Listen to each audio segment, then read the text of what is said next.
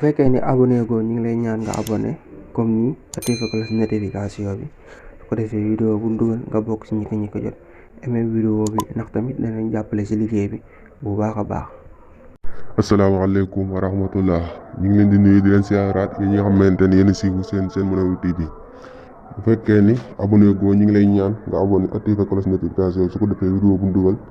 nga bokk ci ñi ko jot bu fekkee ni abonné nga ba noppi ñu ngi lay ñaan nga seen vidéo bi partage sa ko ndax ñu bari mën sa jot seen mi nag moom rawatina seen ndax danañ jàppale bu baax si liggéey bi guddig ñaar fukkeel ñu dikkaat ak yéen si guddig ñaar fukkeel ga ñu ngi ko ci julli juróom-ñetti rakka bu ci ne fatiha benn yoon inna anzalnahu benn yoon qul huwallahu ñetti yoon mu ne des na ko bindal tiyaaba ji toll ne lim mbooleem nit ñi masa def lu baax ci àdduna bi te dees na ko jéggal mbooleem bàkkaaram yi njëkk ak yu mujj te dees na ko mutal ci lëndamuk bàmmeel te buy tàbbi àjjana